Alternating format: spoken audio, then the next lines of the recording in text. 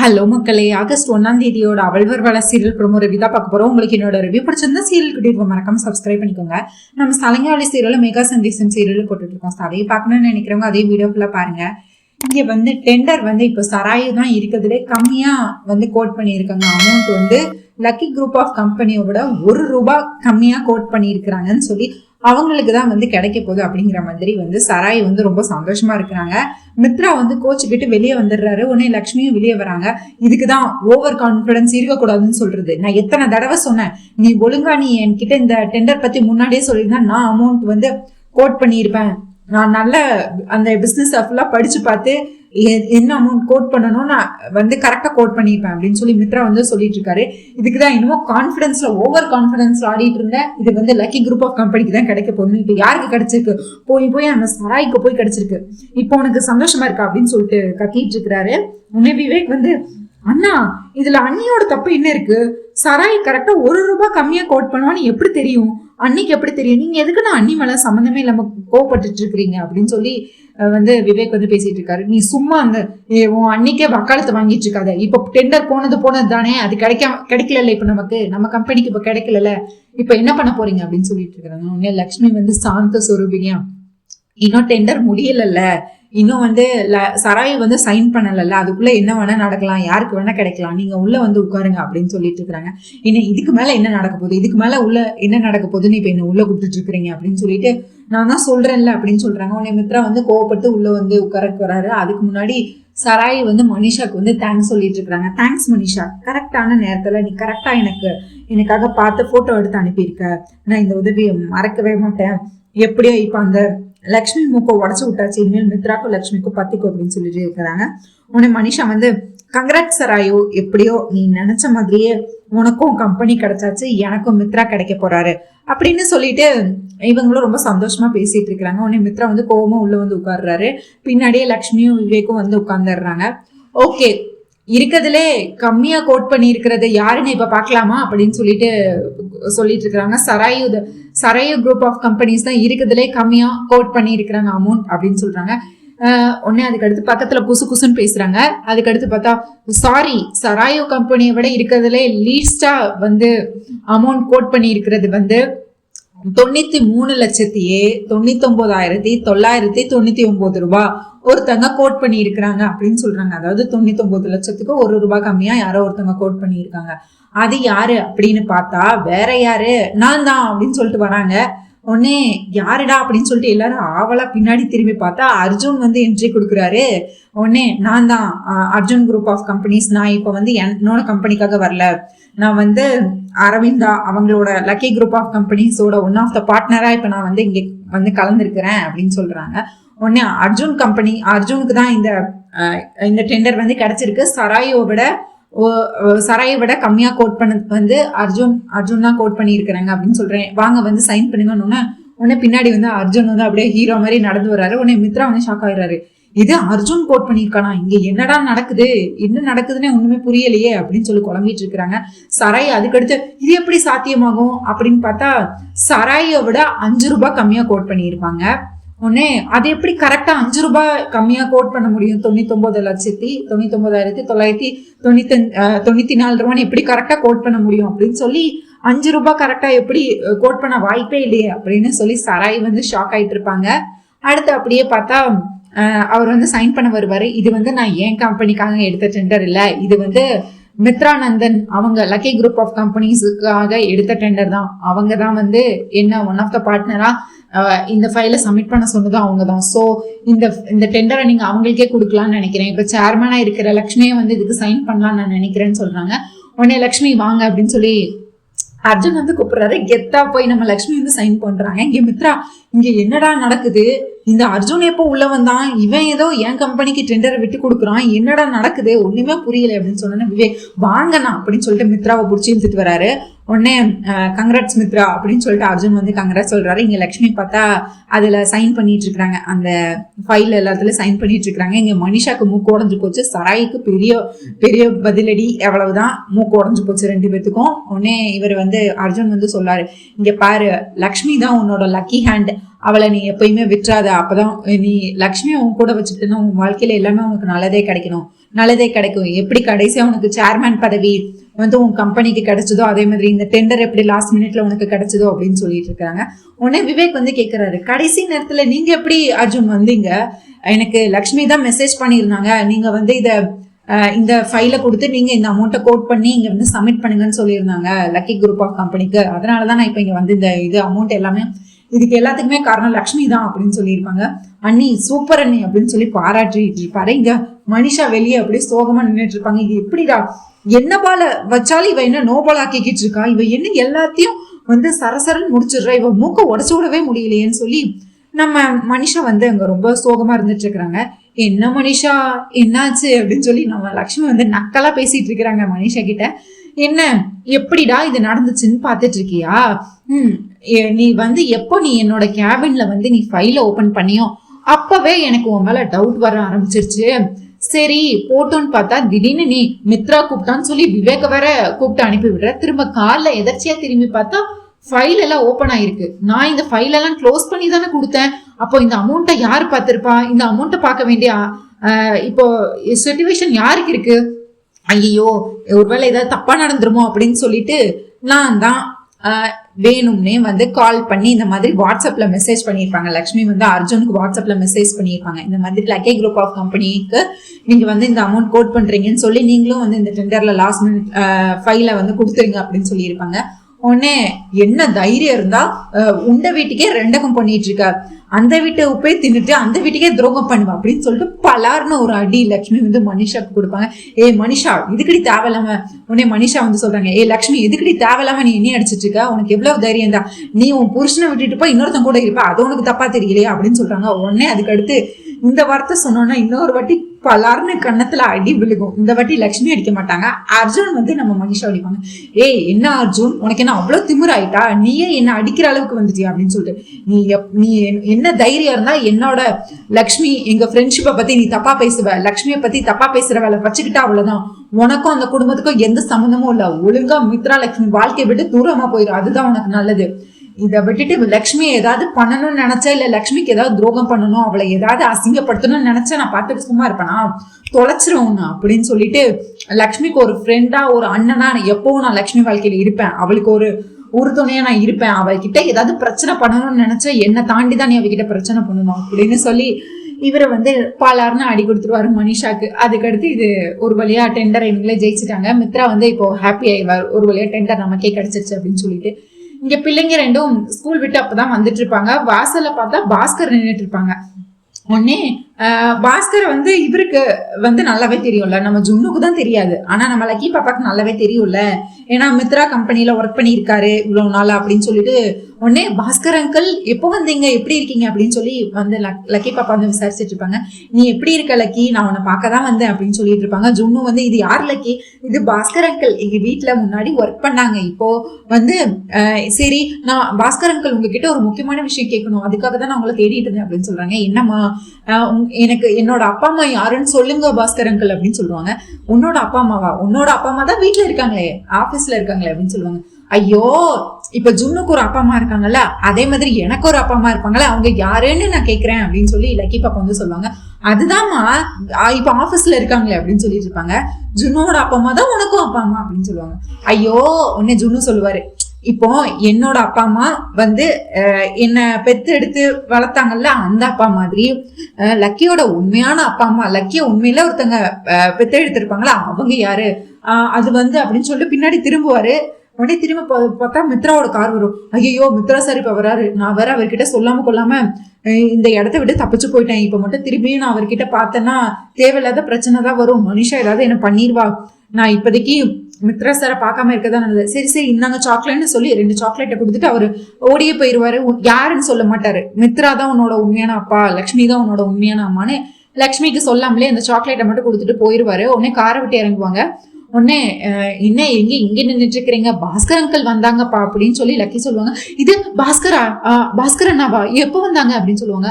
உடனே உனக்கு எங்க தெரியும், உனக்கே அவர் தெரியுமா என்ன அப்படின்னு சொல்லி அவங்க வந்து கேட்டுட்டு இருப்பாங்க. லட்சுமி அது இல்ல உங்க குடும்பத்துக்காக நிறைய நல்லது பண்ணியிருக்காங்கன்னு கேள்விப்பட்டேன், அதனாலதான் அவங்க யாருன்னு தெரிஞ்சுக்கலான்னு கேட்டேன். அதெல்லாம் அவன் அப்படிதான், அவன் இங்கதான் வேலை பார்த்துட்டு இருந்தான். திடீர்னு என்ன ஆச்சுன்னு தெரியல, எங்க போனான்னு தெரியல, என்ன பிரச்சனைன்னு தெரியல, எதுவும் சொல்லாம கொள்ளாம இங்க போயிட்டான். பாஸ்கர் எதுக்கு இப்போ லக்கிய பக்கம் வந்திருக்கான்? அதுவும் எதுக்கு இவனுக்கு லக்கிக்கு எதுக்கு சாக்லேட் கொடுத்துட்டு போகணும்? என்கிட்ட ஒரு வார்த்தை கூட சொல்லல, என்னைய பார்க்கவும் வரல. என்னதான் நடக்குது பாஸ்கர் வாழ்க்கையில?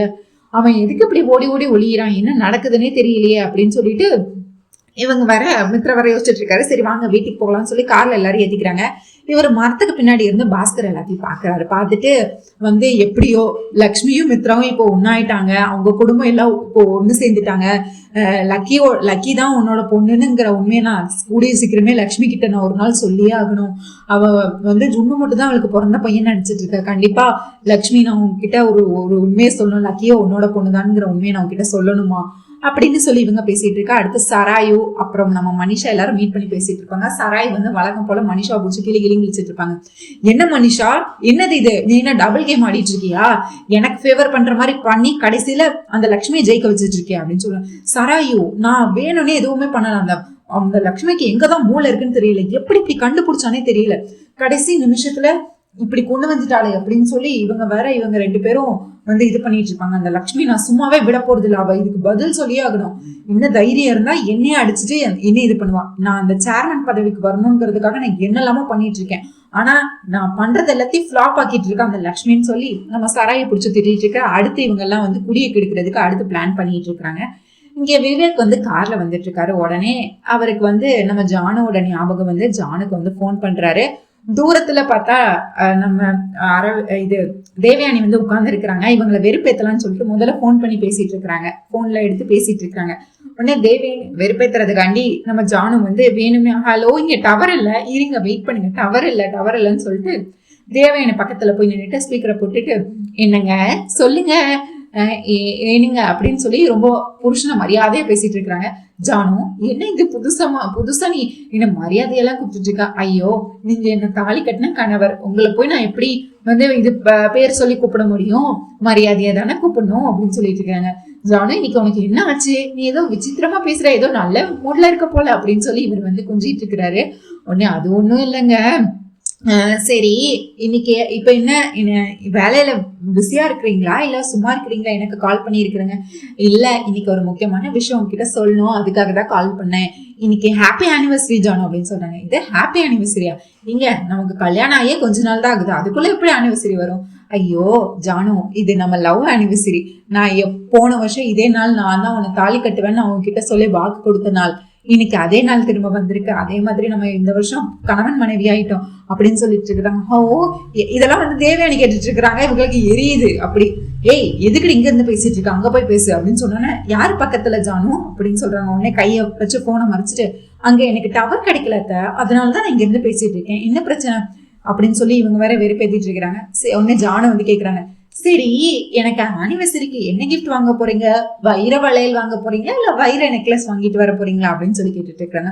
உனக்கு என்ன வேணும்னு மட்டும் கேளு. ஐயோ, கணவன் சம்மதமே எனக்கும் சம்மதம், உங்களுக்கு எது பிடிச்சிருக்கோ அதை வாங்கிட்டு வாங்க, உங்களுக்காக நான் வீட்டுல காத்துக்கிட்டு இருக்கேன், உங்களுக்கு பிடிச்சதெல்லாம் செஞ்சு வைக்கிறேன் அப்படின்னு சொல்லிட்டு பாய் அப்படின்னு சொல்லி கட் பண்ணிடுறாங்க.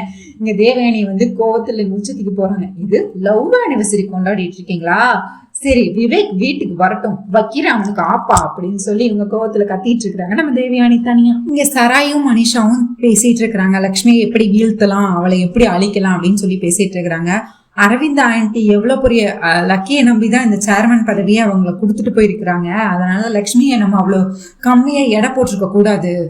சராயு, நம்ம ரொம்ப ரேஸா எடை போட்டுட்டோம். அடுத்த வாட்டி நான் அந்த லக்ஷ்மியை நான் சும்மாவே விட மாட்டேன் அப்படின்னு சொல்லிட்டு இருக்கிறாங்க. உடனே சராயு, எனக்கு அந்த சேர்மன் பதவி தான் முக்கியம், அதுக்காக நான் என்ன வேணாலும் பண்ணுவேன், இப்ப அடுத்து என்ன பிளான் பண்ணலாம் மனிஷா அப்படின்னு சொல்லிக்கிட்டு இருக்காங்க. உடனே மனிஷா சொல்றாங்க, இங்க பாரு, மித்ராவோட அப்பா வேற திரும்ப திரும்ப போலீஸ் ஸ்டேஷன் போய் அந்த டிரைவரை பத்தி பேசிட்டே இருக்கிறாங்க. முதல்ல அந்த டிரைவர் கதை ஏதாவது பண்ணி முடிச்சு விடு, அவன் எங்கேயாச்சும் உண்மையை சொல்லிட போறான், சொன்னா அடுத்து நம்ம 2 பேரும் ஜெயிலுக்கு தான் போகணும் அப்படின்னு சொல்ல உடனே நம்ம சராய் மனசுல நினைக்கிறாங்க, நான் இதுக்கு ஜெயிலுக்கு போறேன், நீ மட்டும் தான் ஜெயிலுக்கு போக போற அப்படின்னு நினைக்கிறாங்க. அதுக்கடுத்து லக்ஷ்மி பத்தி இவங்க மனிஷா புகழ்ந்து பேசுறாங்க.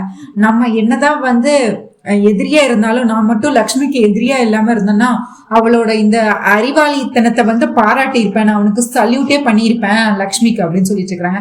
ஏன் முன்னாடி அந்த லக்ஷ்மி எல்லாம் நீ பாராட்டாத மனிஷா அப்படின்னு சொல்லி சராய் சொல்லிட்டு இருக்கிறாங்க. அவ்வளோ அந்த லக்ஷ்மி மேடம் அவ்வளவு சீக்கிரமா வந்து இது பண்ண முடியுமா என்ன? அவங்க நேர் வழியில நேர்மையா போய் இந்த டெண்டரை ஜெயிச்சிருக்காங்க. நீங்க குறுக்கு வழியில ஜெயிக்கணும்னு நினைச்சா அந்த பொண்ணு என்ன உங்களை சும்மா விடுமா அப்படின்னு சொல்லி அந்த சராயோட பிய வந்து மனசுக்குள்ள நினைக்கிறாரு. அதுக்கடுத்து சரி இப்ப என்னதான் பண்றது, அவ வீட்லயும் வந்துடுறா, ஆபீஸ்லயும் வந்துடுறா. வீட்டுல உனக்கு குடைச்சல் கொடுத்துட்டு இருக்கா, ஆபீஸ்ல வந்து எனக்கு குடைச்சல் கொடுத்துட்டு இருக்கா அந்த லக்ஷ்மி, அவளை என்னதான் பண்றது மனிஷா அப்படின்னு கேட்கவும் உடனே மனிஷா வந்து சொல்றாங்க, நானும் அந்த லக்ஷ்மி மித்ரா கிட்ட இருந்து பிரிக்கிறதுக்காக என்னெல்லாமோ பண்ணி பார்த்துட்டேன். முதல்ல மித்ராவை பக்கட கையா யூஸ் பண்ணி பார்த்துட்டேன், அதுலயும் நான் தோத்து போயிட்டேன், அதுலயும் நான் ஃபெயில் ஆயிட்டேன். அடுத்து ஜுன்னு டிஎன்ஏ டெஸ்ட்டை வச்சு ஒரு கேம் ஆடலாம்னு நினைச்சான், அதுவும் எனக்கு பேக் ஃபயர் ஆகி ஃபெயில் ஆயிட்டேன். ஆனா இப்ப நான் அடுத்த எடுத்திருக்கிற ஆதாரமே இதுவே ரொம்ப பெருசு. அடுத்து இப்ப நான் லக்கியை தான் பக்கடக்காயை யூஸ் பண்ண போறேன். ஏன்னா மித்ராக்கு உயிரே லக்கி தான், லக்கியை வச்சுதான் அந்த லக்ஷ்மிய வந்து இந்த வீட்டை விட்டு அனுப்ப போறேன். லக்கி அதெல்லாம் நான் பாத்துக்கிறேன் வீட்டுல போய் அப்படின்னு சொல்லி இவங்க வந்து சொல்லிட்டு இருக்காங்க. சரி பாப்போம் அப்படின்னு சொல்லி இவங்க 2 பேரும் கார் எடுத்துட்டு வெவ்வேறு திசையில கிளம்பி போயிடுறாங்க. இங்க அப்படியே பார்த்தா நைட்டு வந்து நம்ம லக்கி பாப்பாக்கு வந்து அவங்க அம்மா அப்பா யாரு தெரிஞ்சுக்கணும் அதையே நினைச்சு ஒரு மாதிரி டிப்ரெஸ்ட் ஆகிட்டு இருக்கிறாங்க லக்கி பாப்பா. அப்புறம் வந்து நம்ம மித்ரா வந்து லக்கி பாப்பாவை தூங்க வச்சிட்டு இருக்கிறாங்க. உடனே ஜுன்னு வந்து ரூம்குள்ள வர்றாரு. லக்கி அதுக்குள்ள தூங்கிட்டியா அப்படின்னு சொல்லி பேசிட்டு இருக்கிறாரு. உடனே ஜுன்னு நான் இன்னும் தூங்கல, அப்பாவோட நெஞ்சில படுத்திருக்கிறேன்னா அதான் அப்பா வந்து என்ன நல்லபடியா தூங்க வச்சிட்டு இருக்கிறாங்க, நான் இன்னும் தூங்கல அப்படின்னு சொல்லிட்டு இருக்கிறாங்க. சரி அப்ப நானும் அப்பாவோட அரவணைப்புலயே தூங்க வரேன் அப்படின்னு சொல்லிட்டு நானும் இந்த சைடு வந்து படுத்துக்கிறேன்னு சொல்லி வலது பக்கம் பார்த்தா மித்ராக்கு வலது பக்கம் லக்கியும் இடது பக்கம் நம்ம ஜுன்னுவும் வந்து படுத்திருக்கிறாரு. அப்ப நானும் இன்னைக்கு அப்பா கூட தூங்குறேன், அப்பா கூட தூங்கி ரொம்ப நாள் ஆச்சுல்ல அப்படின்னு சொல்லிட்டு இருக்கிறாங்க. நீங்க எனக்கும் இதெல்லாம் கதை சொல்லுவீங்களா அப்படின்னு சொல்லிட்டு இருக்கிறாங்க. அப்படின்னு பேசிட்டே இருக்கிறாங்க. அதுக்கடுத்து அம்மா வந்து எங்களை ரொம்ப அன்பா காதலா பாத்துக்கிறாங்க, நீங்க எங்களுக்கு வந்து தைரியமா தன்னம்பிக்கையா இருக்கிறீங்க அப்படின்னு சொல்லி ஜுன்னும் லக்கியும் அன்பு பாசம் அக்கறைன்னா அம்மா, அதாவது கண்டிப்பு ஒரு பாதுகாப்பு இதெல்லாம் வந்து அப்பா தான் நமக்கு கொடுக்குறாங்க அப்படின்னு சொல்லி பேசிட்டு இருக்கிறாங்க. நீங்க 2 பேரும் இருக்கிறதுனால எங்களுக்கு எந்த பிரச்சனையும் இல்லப்பா, எங்களுக்கு ஸ்கூல்லயே எங்களுக்கு அதுதான் சொல்லி கொடுத்துருக்குறாங்க, அம்மானா அக்கறையா அன்பா இருப்பாங்க, சாப்பாடெல்லாம் ஊட்டி விடுவாங்க, அப்பாவோட இது வந்து வெளியே தெரியாது, அவங்க வந்து அப்பாவோட பாசம் வந்து வெளியே தெரியாது, அவங்களோட செயல்ல தான் தெரியும் அப்படின்னு சொல்லி அவங்க சொல்லி கொடுத்துருக்காங்கன்னு சொல்லி நம்ம லக்கியும் சொன்னும் மாறி மாறி நம்ம மித்ராவை ரொம்ப பெருமையா பேசிட்டு இருப்பாங்க. உடனே அதுக்கடுத்து அப்பா எனக்கு ஒரு விஷயம் சொல்லுங்கப்பா அப்படின்னு சொல்லிட்டு இருக்கிறாங்க. என்ன லக்கி தெரியணும் இப்போ உனக்கு என்ன வேணும் அப்படின்னு கேக்குறாங்க. என்னோட உண்மையான அப்பா அம்மா யாருப்பா சொல்லுங்கப்பா, அவங்க யாரு, நீங்க ஏன் என்ன அவங்க என்ன வேண்டான்னு விட்டுட்டு போயிட்டாங்களா, என்ன நடந்துச்சு சொல்லுங்கப்பா அப்படின்னு சொல்லிட்டு இருக்காங்க. அந்த கதையெல்லாம் இப்ப எதுக்கு லக்கி, நீ என்னோட பொண்ணு, நான் உன்னை யாருக்காகவும் விட்டு கொடுக்க மாட்டேன் அப்படின்னு சொல்லிட்டு இருக்காங்க.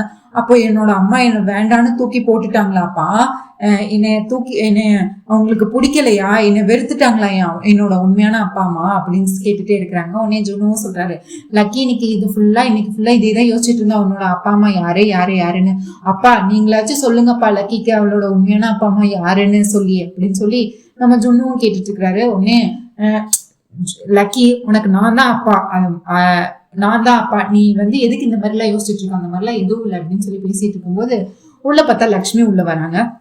உடனே வந்தோடனே ஜுன்னு வா தூங்கலாம் அப்படின்னு கூப்பிடுறாங்க. ஜுன்னு ஐயோ அம்மா நான்லாம் தூங்க வரல, நான் இன்னைக்கு அப்பாவோட இங்கேயே தூங்க போறேன் அப்படின்னு சொல்லிட்டு இருக்கிறாங்க. உடனே லக்கி வேண்டாம் ஜுன்னு நீ வா நம்ம ரூம்ல போயே தூங்கிக்கலாம் அப்படின்னு சொல்லிட்டு இருக்காங்க. அதெல்லாம் ஒண்ணு வேண்டாம். உடனே லக்கி சொல்றான், அம்மா நீங்களும் இங்கேயே எங்களோடய தூங்குங்களேன், நம்ம எல்லாரும் பெட்டை ஷேர் பண்ணிக்கலாம் அப்படின்னு சொல்லிட்டு இருக்காங்க. உடனே மித்ராக்கு வந்து கோவருது, இவ இதுக்கு இங்க தூங்கிட்டு ஐயோ அதெல்லாம் ஒண்ணு வேண்டாம், இல்ல லக்கி அவங்களுக்கு அவங்க ரொம்ப கம்ஃபர்டபுளா இருக்கட்டும், அவங்க அங்கேயே தூங்கட்டும் அப்படின்னு சொல்லிட்டு இருக்கிறாங்க. உடனே லக்ஷ்மியும் வந்துட்டு நம்ம யாருக்கும் கஷ்டமா இருக்க கூடாது, வா ஜுன்னு நம்ம போய் நம்ம ரூம்ல தூங்கலாம் அப்படின்னு சொல்லி ஜுன்னு கூப்பிட்டு இருக்காங்க.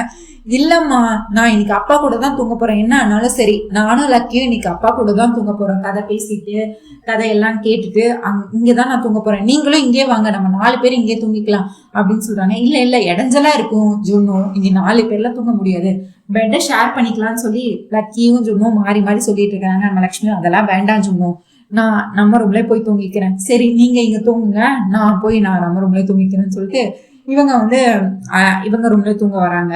அடுத்து பார்த்தா இவங்க வந்து அங்க அடுப்புல வேலையா இருக்கிறாங்க. நம்ம ஜானுவும் லக்ஷ்மியும் உடனே வாசலே எதிர்நோக்கி பார்த்துக்கிட்டு இருக்காங்க நம்ம தேவியானி. விவேக் எப்படா வருவான், அவனை எப்படி கைமா பண்ணலாம்னு சொல்லி வாசலையே ஏட்டி பார்த்துட்டு இருக்காங்க நம்ம தேவியானி. அப்புறம் வந்துட்டு விவேக் வரானான்னு பார்த்துட்டு இருக்காங்க. ஜானி என்ன நடக்குது, விவேக் வந்துட்டானான்னு சொல்லி லட்சுமி கேட்கவும், அதுதான் அங்க பாருங்களேன் வந்துட்டானா எட்டி பார்த்துட்டு இருக்காங்களே, என்ன ஆச்சு, எதுக்கும் என்ன உன் அத்தை கூட எதுவும் சண்டை போட்டியா என்ன?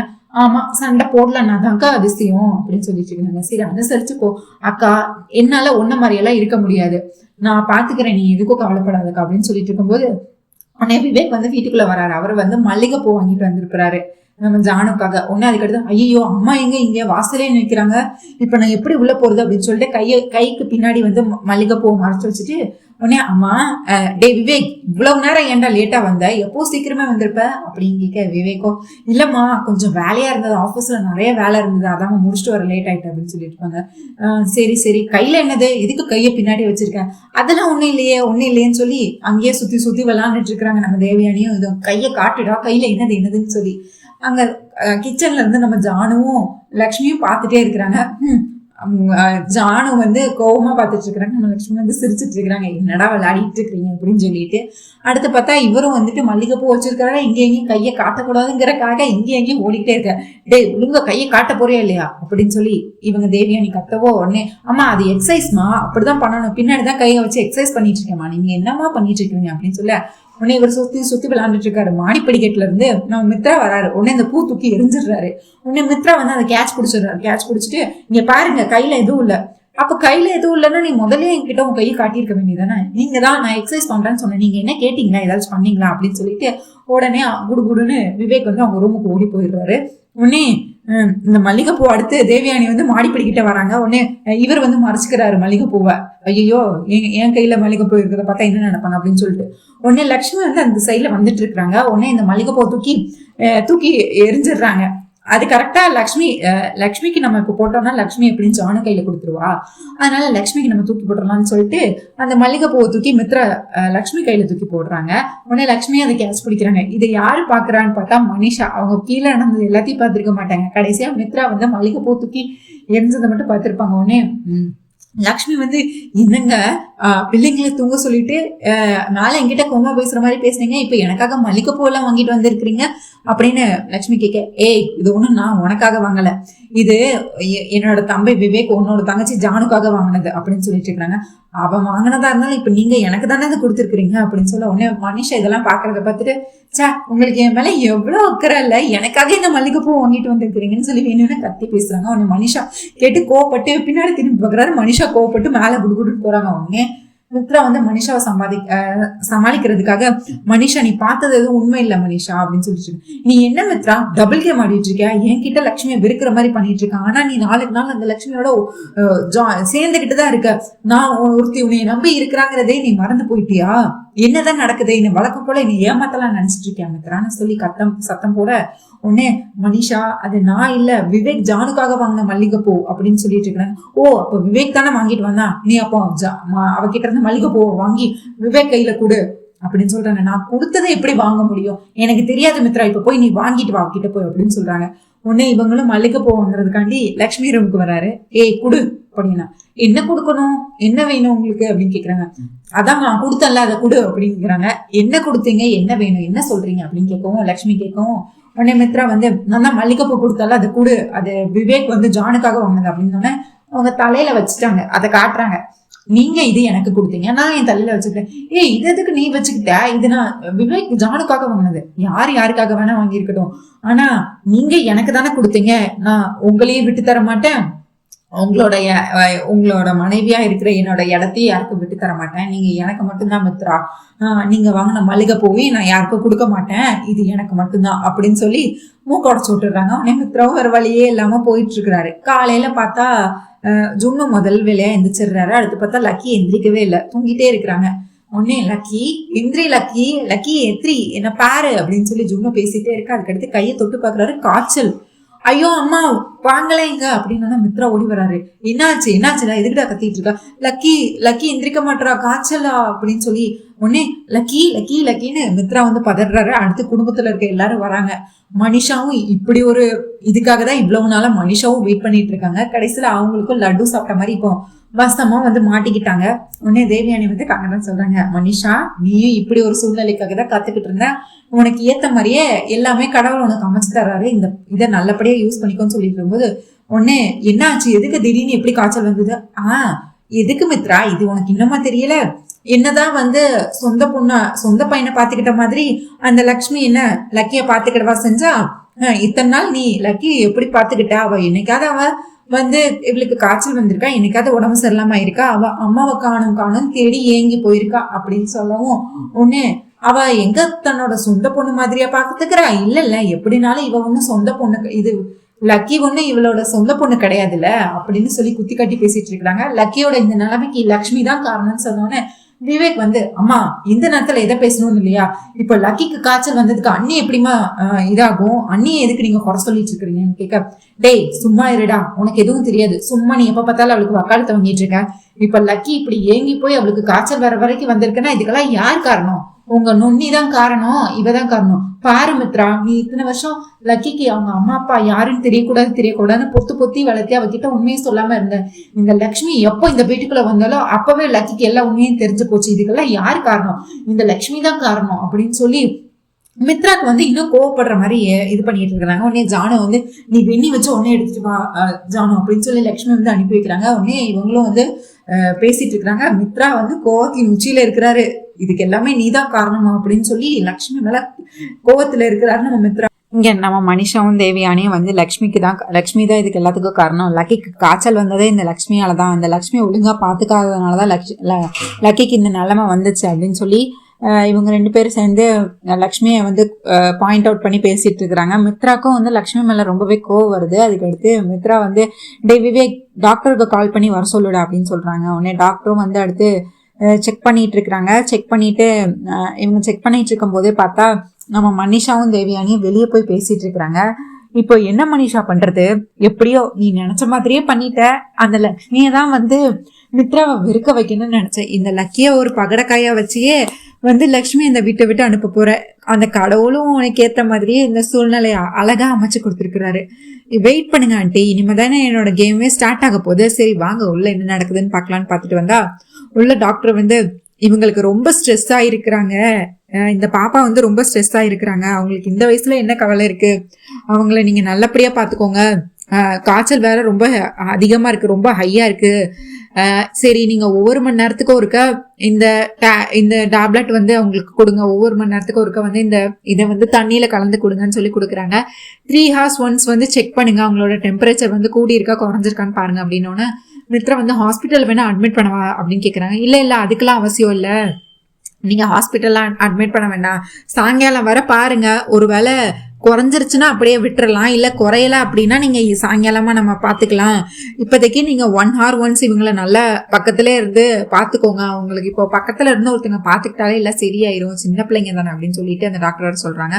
உடனே அதுக்கடுத்து சரி நான் பாத்துக்கிறேங்க அப்படின்னு சொல்றாங்க லக்ஷ்மி. நீ பாத்து கிழிச்ச, நீ என்ன பாத்துக்கிட்ட, நீ பாத்துக்கிட்ட லட்சணத்தினால தானே இப்ப லக்கிக்கு இந்த நிலைமை ஆயிருக்குன்னு மனிஷா திரும்ப ஆரம்பிக்கிறாங்க, அவங்களோட புராணத்தை ஆரம்பிக்கிறாங்க. உடனே தேவயானியும் வந்துட்டு, நீ என்ன பார்த்த, உன்னாலதானே இப்ப லக்கிக்கு இவ்வளவு பெரிய காய்ச்சல் வந்திருக்கு, லக்கி அவங்க அம்மாவை தேடி தானே இவ்வளவு பெரிய அவளுக்கு இந்த மாதிரி எல்லாம் ஆகி இப்ப பாரு மயக்க நிலையில இருக்கிறா, இதுக்கெல்லாம் யாரு காரணம், நீ தானே காரணம். தேவயானியும் மனிஷாவும் திரும்பி மாறி லக்ஷ்மியும் சொல்லிட்டு இருக்கிறாங்க. உடனே விவேக், தேவையில்லாம ஏதோ பேசிட்டு இருக்காதீங்க அப்படின்னு மித்ராவே ஒரு கட்டத்துல கோவப்பட்டு உடனே மனிஷா சொல்றாங்க, நான் பாத்துக்கிறேன் லக்கி அப்படின்னு சொல்றாங்க. உடனே லக்ஷ்மி, ஆமா நீ பாத்துக்கிட்ட லட்சுமி தான் எனக்கு தெரியுமே, லக்கி அவங்களோட அம்மானு கூப்பிடுறது என்ன ஒன்ன கிடையாது, அதனால நான் தான் லக்கி பக்கத்துல இருந்து பாத்துக்கணும்னு லட்சுமி சொல்ல, நீ ஒண்ணு பாத்துக்க தேவையில்ல, மனிஷாவும் லட்சுமி மாத்தி சண்டை போட்டுட்டு இருக்கிறாங்க.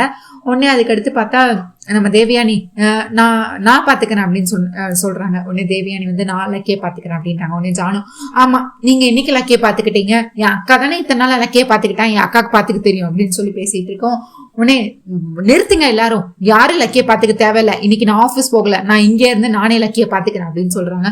உடனே இல்லைங்க நானே பாத்துக்கிறேன்னு சொல்றாரு. உடனே விவேக் சொல்றாரு, அண்ணி இன்னைக்கு உங்களுக்கு முக்கியமான ஒரு மீட்டிங் இருக்கு, அதுதான் முக்கியம் அப்படின்னு சொல்லிட்டு இருக்கிறாங்க. உடனே லக்ஷ்மி சொல்றாங்க, எனக்கு லக்கியை தவிர வேற எந்த மீட்டிங் எனக்கு முக்கியம் இல்லை, எனக்கு லக்கி சரியாகணும், லக்கி தான் எனக்கு இப்ப முக்கியம் அப்படின்னு சொல்லிட்டு இருக்கிறாங்க.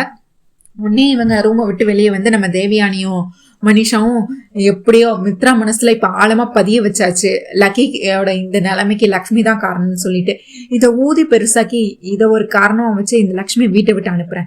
சரி மனிஷா இப்போ என்ன பிளான் அப்படின்னு கேட்க, இப்போ மித்ராவும் விவேக்கும் ஆபீஸ் கிளம்பி போயிருவாங்க, லக்ஷ்மியை தான் பாத்துக்க சொல்லுவாங்க, லக்ஷ்மிய வந்து ஏதாவது பண்ணி இந்த வீட்டை விட்டு அனுப்பணும், லக்கிக்கு காய்ச்சல் இன்னும் அதிகமாகணும், அந்த ஜானுவையும் ஏதாவது ஒரு வேலை சொல்லி இந்த வீட்டை விட்டு அனுப்பணும். அனுப்பிட்டோம்னா லக்கி தனியா தான் இருப்பா, அவளுக்கு காய்ச்சல் இன்னும் அதிகமாயிரும், மித்ராவோட கோவம் இன்னும் ரொம்ப அதிகமாயிரும். அதுக்கடுத்து லக்ஷ்மியும் அதாவது லக்ஷ்மிய அவன் கழுத்தை பிடிச்சி இந்த வீட்டை விட்டு அனுப்பிடுவான் மித்ரா அப்படின்னு சொல்லி பேசிட்டு இருக்கவோ, உடனே அதுக்கடுத்து சூப்பர் பிளான் மனிஷா, இப்ப என்ன பண்றதுன்னு அதுக்கடுத்து மித்ரா வந்து சொல்லுவாரு, இல்ல சரி நான் இன்னைக்கு லக்ஷ்மி வந்து திரும்ப கெஞ்சி கேட்டுட்டு இருப்பாங்க, இல்ல இப்ப அவளுக்கு ஒரு அம்மாவா பக்கத்துல இருந்து நான் தான் வந்து லக்கியை பாத்துக்கணும், நான் பாத்துக்கிறேன், நீங்க ஆபீஸ் போங்க அப்படின்னு சொல்லுவாங்க. உடனே அதுக்கடுத்து விவேகம், அதான் அண்ணி சொல்றாங்கல்ல, இப்போ லக்கிக்கு வந்து அவங்க அம்மாவை தான் தேடிட்டு இருக்கா, அவங்க அம்மா பக்கத்துல இருக்கணும், அதனால அண்ணி இருக்கட்டும், நம்ம 2 பேரும் ஆபீஸ் போகலாம்னு சொல்லுவாங்க. சரி அடுத்து ஜுன்னுவும் சொல்றாரு, நான் பாத்துக்கிறேன் அப்பா, நீங்க போங்க, நானும் அம்மாவும் பக்கத்திலே இருந்து பாத்துக்கிறோம், நான் அம்மா சித்தி எல்லாரும் இருக்கோம்ல, நாங்க பாத்துக்கிறோம், நீங்க ஆபீஸ் போய் நீங்க ஆபீஸ்ல உள்ள வேலையை பாருங்கப்பான்னு சொன்னோன்னே உடனே சரி நான் ஆஃபீஸ் கிளம்புறேன், நானும் விவேக்கும் ஆஃபீஸ் கிளம்பி போயிடுவாங்க. மித்ராக்கு வந்து போறதுக்கு மனசே இருக்காது, அப்படியே வீட்டு எட்டி பார்த்துட்டு இருப்பாரு. உடனே ஜானு கிட்ட சொல்லுவாரு, ஜானு நீ நல்லபடியா பாத்துக்கோன்னு. ஐயோ நான் பாத்துக்கிறேன் மாமா, நீங்க போயிட்டு வாங்க, நான் இருக்கேன், அக்கா இருக்கா, வீட்டுல மனுஷா எல்லாரும் இருக்காங்களா, நாங்க பாத்துக்கிறோம், நீங்க ஆஃபீஸ் போயிட்டு வாங்கன்னு சொன்னோன்னே இவரும் அனுப்பி வச்சிருவாரு. உடனே இவரும் ஆஃபீஸ் போயிடுவாரு. அதுக்கடுத்து பார்த்தா இப்போ உங்க மருமகளை கூப்பிட்டு நீங்க எங்கேயாச்சும் ஏதாவது வேலை சொல்லுங்க ஆண்டி அப்படின்னு சொல்லிட்டு இருக்காங்க தேவயானி கிட்ட மனிஷா. நான் சொன்னா அவ கேட்கவே மாட்டா. ஐயோ உங்க மருமக தானே, நீங்க சொன்னா கேட்கணும், போய் ஏதாவது பண்ணுங்க போங்கன்னு வா நம்ம வெளியே போலாம் அப்படின்னு வந்து தேவயானி வந்து ஜானு கூப்பிட்டு இருக்காங்க. நானா வெளியே வா, இப்ப எங்க வெளியே போகணும், இல்ல லக்கிக்கு உடம்பு சரியில்லை, நம்ம 2 பேரும் கோயிலுக்கு போயிட்டு வரலாம் வா அப்படின்னு சொல்லி கூப்பிடுறாங்க. கோயிலுக்கா, இப்ப வா, அதான் உன் அக்கா மேல பாத்துக்கிறாள், அப்புறம் என்ன வா கோயிலுக்கு போலான்னு சொல்லி ஜானு வந்து கோயிலுக்கு கூட்டிட்டு போயிடுறாங்க. சரி வாங்க நானும் வரேன், உங்களை புரிஞ்சுக்கவே முடியல அப்படின்னு சொல்லிட்டு ஜானுவும் தேவயானி கோயிலுக்கு போயிடுறாங்க. உடனே இப்போ மனிஷா வந்து இப்ப எல்லாரும் வீட்டை விட்டு போயிட்டாங்க, இப்ப இந்த லக்ஷ்மியை மட்டும் ஏதாவது பண்ணணுமே, என்ன பண்ணலாம் அப்படின்னு யோசிச்சுட்டு இருக்கும்போது பார்த்தா உடனே அம்மான்னு வந்து கூப்பிட்டுட்டே இருப்பாங்க லக்கி பாப்பா. உடனே ஜுன்னு வந்து சொல்லுவாரு, லக்கி அவங்களோட உண்மையான அப்பா அம்மா யாருன்னு தெரியாதனாலதான் அவளுக்கு காய்ச்சல் வந்துருச்சு, பாஸ்கர் அங்கிளுக்கு தெரியும்னு நினைக்கிறேன், அவங்க வந்து லக்கி கிட்ட ஏதோ சொல்ல வந்தாங்க ஆனா சொல்றதுக்குள்ள போயிட்டாங்க அப்படின்னு. இது பாஸ்கர் அண்ணாவா, வந்தாங்களா பேசினாங்களா அப்படின்னு சொல்லி கேட்டுட்டு இருப்பாங்க. உடனே அதுக்கு அடுத்து பார்த்தா இந்த நேரத்துல மனிஷா வந்து எட்டி பார்ப்பாங்க. ஐயோ அப்ப பாஸ்கர் உண்மையை சொல்லிட்டானா இந்த ஜுன்னு கிட்ட, லக்கி தான் இவளோட பொண்ணுன்னு, ஐயோ என்ன நடந்துச்சுன்னு தெரியலேன்னு சொல்லி வெளியே இருந்து எட்டி பார்த்துட்டு இருப்பாங்க. அடுத்து பார்த்தா நம்ம இப்படி பேசிட்டு இருக்கும் போதே பார்த்தா பாஸ்கர் கிட்ட இருந்து ஃபோன் கால் வருதும். ஐயோ ஆயுஸ் நூறு அண்ணா, உங்களுக்கு எங்க இருக்கீங்க, எப்படி இருக்கீங்க, நான் உங்ககிட்ட பார்க்கணும், உங்ககிட்ட ஒரு முக்கியமான விஷயம் கேட்கணும் அப்படின்னு சொல்லிட்டு இருப்பாங்க. லக்ஷ்மி நான் உங்ககிட்ட ஒரு முக்கியமான விஷயம் பேசணுமா, நீ நேர்ல வரியா அப்படின்னு கேட்பாங்க. ஐயோ அண்ணா இன்னைக்கு லக்கிக்கு உடம்பு சரியில்லை, ரொம்ப காய்ச்சல் ஹெவியா இருக்கு, நான் இப்போதைக்கு என்னால வர முடியாதுண்ணா. இல்ல இது லக்கிய பத்தின ஒரு விஷயம் தான் நான் உங்ககிட்ட சொல்லணும், நீ உடனே வாமா அப்படின்னு சொல்லி இவர் வந்து போன் பண்ணி கூப்பிடுறாரு. உடனே மனிஷா வந்து இது யூஸ் பண்ணிக்கிறாங்க, உனக்குதான் வேலை இருக்குல்ல, நீ போ லக்ஷ்மி, நாங்கெல்லாம் இருக்கோம்ல வீட்டுல, உன் தங்கச்சி ஜானு வீட்டுலதான் இருக்கா, நான் இருக்கேன், ஜுன்னு இருக்கான், தேவயானி ஆண்டி இருக்கா, நாங்கெல்லாம் பாத்துக்க மாட்டோமா, நீ போ, எல்லா வேலையும் உனக்கு முக்கியம் தானே அப்படின்னு சொல்லும் போது இல்ல நானே லக்ஷ்மியை பாத்துக்கிறேன்னு ஜுன்னு வந்து திரும்ப வந்து சொல்லிடுவான், அம்மா நீங்க போங்கம்மா நாங்க பாத்துக்கிறோம் அப்படின்னு சொல்லிட்டு. நான் லக்கியை பத்தி தெரிஞ்சுக்கணும், லக்கியோட அம்மா யாருன்னு தெரிஞ்சுக்கணும்னா கண்டிப்பா நான் இப்போ பாஸ்கர் அண்ணனை போய் பார்த்தாதான் எனக்கு உண்மைகள் எல்லாம் தெரிய வரும்னு சொல்லிட்டு இவங்க காரை ஏறி போயிட்டு இருக்கிறாங்க. இங்க மித்ராக்கு ஆபீஸ்ல உட்காந்து வேலையே ஓடல, லக்கியை பத்தியே நினைச்சிட்டு இருக்காரு. சரி சொல்லிட்டு லக்ஷ்மிக்கு கால் பண்ணி லக்கிக்கு எப்படி இருக்குன்னு கேட்போன்னு பார்த்தா லக்ஷ்மியோட போனு வந்து சைலண்ட்ல கிடக்குது. இது என்ன கடவுளோட விளையாட்டா இல்ல சூழ்ச்சியானே தெரியல, எல்லாம் சொல்லி வச்ச மாதிரி வீட்டை விட்டு வெளியே போறாங்க. இங்க என்னடான்னு பார்த்தா நம்ம லக்ஷ்மிக்கு வந்து போனு வந்து சைலண்ட்ல இருக்கு, திரும்ப அடிச்சுட்டே இருக்கு, அவங்க ஹேண்ட்பேக்ல இருந்தனால அவங்க பார்க்கவே இல்லை.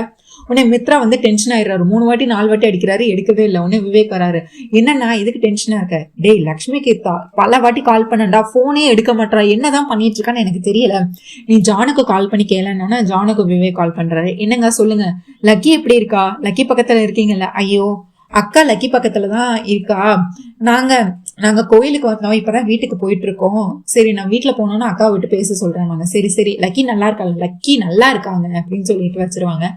உடனே இப்படி இவங்க இப்படி வந்துட்டே இருப்பாங்க. சீக்கிரம் போங்க டிரைவர் அண்ணா, என்ன அவன் போய்கிட்டு தானே இருக்கான் அப்படின்னு தேவயானி பேசும்போது, வர்ற வழியில இங்க கார்ல வந்து நம்ம லக்ஷ்மி வந்துட்டு இருப்பாங்க.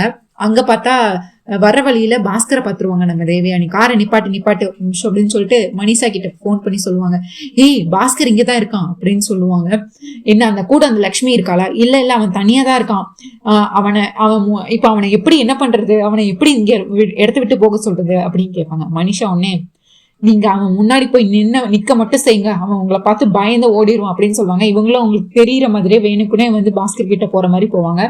உடனே அவனும் பதறி அடிச்சுட்டு, இந்த மனிஷா தான் என்ன கடத்த சொல்லியிருப்பாளோ அப்படின்னு சொல்லிட்டு பதறி அடிச்சுட்டு ஓடி போயிடுவாரு பாஸ்கர். ஓடி போனோன்னு, மனிஷா நீ சொன்ன மாதிரியே நடந்துச்சு, இன்னைக்கு நம்ம பிளான் பண்ண மாதிரியே நடந்துச்சுன்னு இவங்க கார்ல ஏறி உட்காருவாங்க. உடனே உட்காந்துட்டு இவங்க சொன்ன மாதிரியே இவங்க மனிஷா நினைச்ச மாதிரியே இப்ப எல்லாரும் வீட்டை விட்டு வெளியே போயிட்டாங்க. பாப்பாக்கு வேற காய்ச்சல் அதிகமாக போறோம். இதுக்கு அடுத்து என்ன நடக்க போகுதுங்கிறத நாளைக்கு வீடியோல கண்டிப்பா நம்ம பார்க்கலாம். உங்களுக்கு என்னோட ரிவ்யூ பிடிச்சிருந்தா சீரியல் குடியிருவோம் மறக்காம சப்ஸ்கிரைப் பண்ணிக்கோங்க. உங்க தாட்ஸ் என்னன்னு கண்டிப்பா கமெண்ட்ஸ்ல சொல்லுங்க. அண்ட் இந்த வீடியோ லைக் பண்ணுங்க, ஷேர் பண்ணுங்க, ஹை பட்டனை தட்டி விடுங்க. மறக்காம நம்ம சேனல் சீரியல் குடியிருவை சப்ஸ்கிரைப் பண்ணிக்கோங்க. தேங்க்யூ மக்களே, நன்றி, நாளைக்கு சந்திக்கிறேன். பாய்.